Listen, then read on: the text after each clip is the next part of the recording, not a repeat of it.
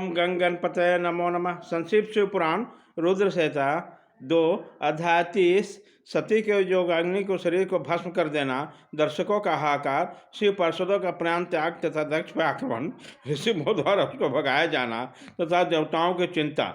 ब्रह्मा जी कहते हैं, नारद मौन हुई सती देवी ने अपने पति को सादर स्मरण करके सांचित होकर सहसा उत्तर दिशा में भूमि पर बैठ गए। उन्होंने विधिपूर्वक जल का आचमन करके वस्त्र ओढ़ लिया और पवित्र भाव से आंखें मूंद कर पति के चिंतन करते हुए योग मार्ग में स्थित हो गए। अपने आसन को स्थिर करके प्राणायाम के द्वारा प्राण और अपान को एक रूप करके नाभि चक्र में स्थित किया। फिर उदान वायु को बलपूर्वक नाभि चक्र के ऊपर उठाकर बुद्धि के साथ हृदय में स्थापित किया।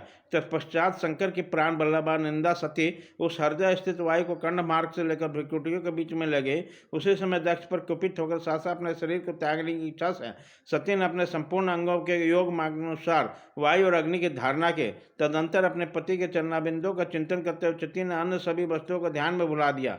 उनका चित्त योग मार्ग में स्थित हो गया, इसलिए वहां उन्हें पति के चरणों के अतिरिक्त कुछ नहीं दिखाई दिया। मुनि श्रेष्ठ, सती का निष्पाप शरीर तत्काल गिरा और उसकी इच्छा के अनुसार योगाग्नि में जलकर उसी क्षण भस्म हो गया। उस समय वहाँ आया, तब देवताओं आदि ने जब एक घटना देखी तब वे बड़े जोर से हाहाकार करने लगे। उनका महान अद्भुत विचित्र और भयंकर हाहाकार आकाश में पृथ्वी तल पर सब और फैल गया। लोग कह रहे थे, हाय महान देवता भगवान शंकर के परम प्रेयसी सती देवी ने किस दुष्ट के दुर्भाव से कुपित होकर प्राण त्याग दे। अहो ब्रह्मा जी के पुत्र दक्ष को बड़ी भारी दुष्टता तो देखो। सारा जगत जिनके संतान है उन्हीं के पुत्र मनुष्य सती देवी जो सदा ही मान पाने के योग्य थे, उसके द्वारा ऐसा निरादृत हुई कि प्राणों से ही हाथ धो बैठे।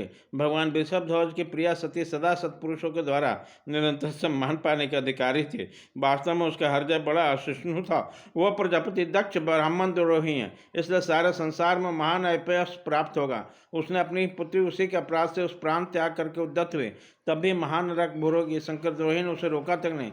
जिस समय ऐसा लोग कर रहे थे, उसी समय शिवाजी के पार्षद सती का अद्भुत प्राण त्याग देखकर तुरंत ही क्रोधपूर्वक अस्त्र लेकर दक्ष को मारने के लिए उठ खड़े हो गए। यज्ञ मंडप के द्वार पर खड़े हुए भगवान शंकर के समस्त 60,000 पार्षद, जो बड़े भारी बलवान थे, अत्यंत रोष से भर गए और हमें धिक्कार है ऐसा कहते हुए भगवान शंकर की गणों सभी वीर युद्धपति बारंबार उस स्वर से हाहाकार करने लगे।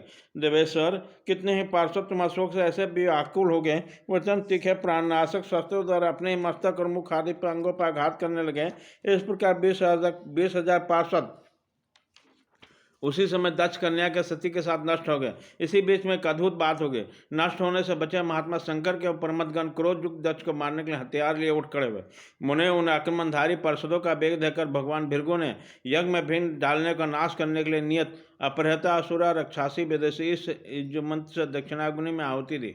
भृगुदेव की आहुति देते जगकुंड से रिभु नामक सहस्रों महान देवता जो बड़े प्रबल वीर थे वहां प्रकट हो गए। मुनीश्वर उन सबके हाथ में जलती हुई लकड़ियां थे। उनके साथ प्रबल गणों का अत्यंत विकट युद्ध हुआ, जो सुनने वाले को वो रोंगटे खड़े कर देने वाला था। उस ब्रह्म तेज से संपूर्ण महावीर ऋषिभों के सब ओर से मार पड़े, जिसके परमतगण बिना अधिक प्रयास के ही भाग कर गए। इस प्रकार उन देवताओं ने उन शिवगणों को तुरंत मार भगाया। इस अद्भुत सी घटना से भगवान शिव के माध्यम शक्ति मच्छा से इच्छा से हुई। वह सब देखकर ऋषि, इंद्रादि देवता, मरुदगण, विश्वदेव, अश्विनी कुमार और लोकपाल चुप ही रहे। कोई सब ओर से आकर वहाँ भगवान विष्णु से प्रार्थना करता है कि किसी तरह बिंद चल जाए। वह उद्विग्न होकर बारंबार बिंद निवारण के लिए आपस में सलाह करने लगे। परमतगणों के नाश होने और भगाए जाने से जो भावी परिणाम होना था, उसका भली भांति विचार करके उत्तम बुद्धि वाले श्री विष्णु आदि देवता अत्यंत उद्विग्न हो उठे। इस प्रकार दुरात्मा शंकर द्रोही ब्रह्म बंधु दक्ष के यज्ञ में बड़ा भारी बिंद उपस्थित हो गया। अध्याय 30 खत्म।